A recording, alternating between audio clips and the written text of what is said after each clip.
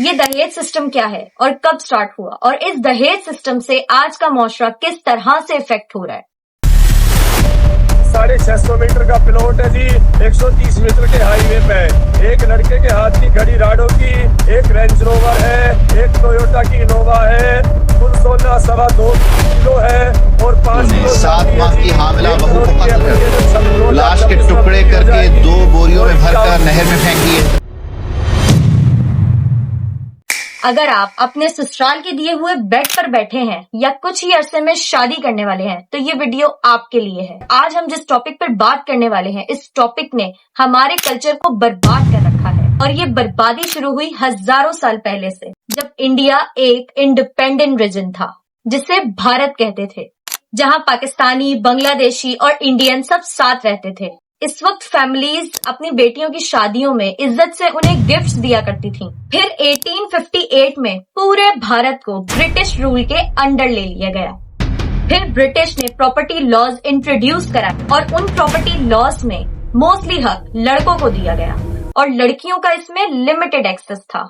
इसलिए फैमिलीज को लगने लगा कि बेटी की सिक्योरिटी के लिए हमें गिफ्ट्स के साथ साथ कुछ और भी अरेंज करना होगा। अब हर फैमिली अपनी बेटी की शादी में अपनी हैसियत के मुताबिक उस बेटी की सिक्योरिटी के लिए गिफ्ट्स के साथ साथ और चीजें भी देने लगी।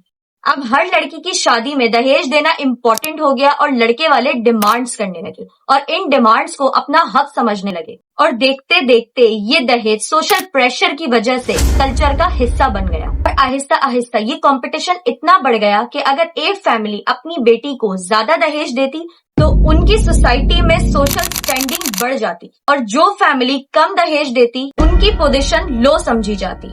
इसी तरह फैमिलीज में ज्यादा से ज्यादा दहेज देने का कंपटीशन हो गया। अब इसका फायदा हमारी इलीट क्लास ने उठाया और इसे अपना स्टेटस सिंबल बना लिया। पर इस कंपटीशन में पिसी हमारी गरीब आवाम, नौकरी करने वाली आवाम, मिडिल क्लास आवाम।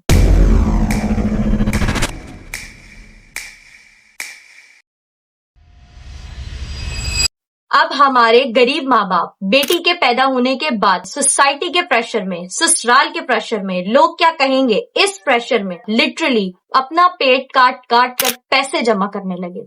फिर 1947 में पाकिस्तानी तो आजाद हो गए पर अपनी सोच को उसी गुलामी के रास्ते पर छोड़कर इस दहेज के कल्चर को साथ ले आए।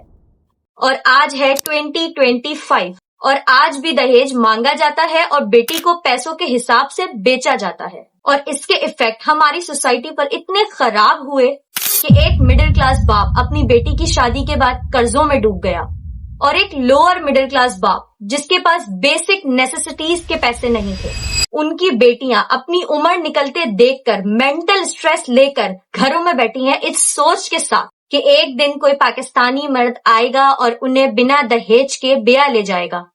पर ऐसा नहीं हो सकता क्योंकि हमारा पाकिस्तानी मर्द गुलाम है, सोसाइटी का गुलाम, सोशल प्रेशर का गुलाम, माँ बाप की सोच का गुलाम, लालच का गुलाम। और अगर कोई पाकिस्तानी मर्द बिना दहेज के ब्याह ले जाए तो ससुरालों में सास ताना दे देकर लड़की की जिंदगी अजाब कर देती है। एक रिपोर्ट के मुताबिक 2000 औरतों की सालाना दहेज के मुतालिक हलाकतें होती हैं। किसी को जला के मार दिया जाता है या किसी को फिजिकल वायलेंस से। तानिया के पांव टांगों पर निशान थे नील के, वो उसको अजियत दे के उसको एक बंदे ने नहीं किया, ये 3-4 इसके सारे घर वालों का काम है। छुरी नाल जो वड्डना सी ते तड़फना नहीं सी, तो जरा भी तरस नहीं आया तुम्हें? मैनू तरस नहीं आया। मेरी गल सुनो, मेरी बच्ची का घर उजड़दा सी। हम इस चीज को सोसाइटी में किस तरह से रोक सकते हैं? एक लड़का जब शादी करे तो ये डिसीजन वो खुद ले कि उसे दहेज लेना है या नहीं। और ये खतरनाक डिसीजन लेने के बाद हो सकता है सोसाइटी आपको एक्सेप्ट ना करे, आपके माँ बाप आपसे बात ना करें, पर आप अपनी सोच को इस गुलामी से आजाद पाएंगे। और माँ बाप बेशक अपनी बेटियों की शादियों में गिफ्ट्स दें अपनी हैसियत के मुताबिक, बट दहेज के लिए कर्ज लेकर अपनी बेटी को किसी गुलाम के साथ ना बेचें।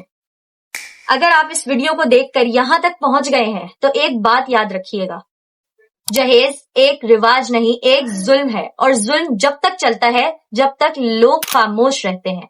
उम्मीद है आपको मेरी वीडियो पसंद आई होगी, तो इस चैनल को सब्सक्राइब करें और लाइक करें। मिलते हैं नेक्स्ट वीडियो में, तब तक अपना ख्याल रखें। अल्लाह हाफिज।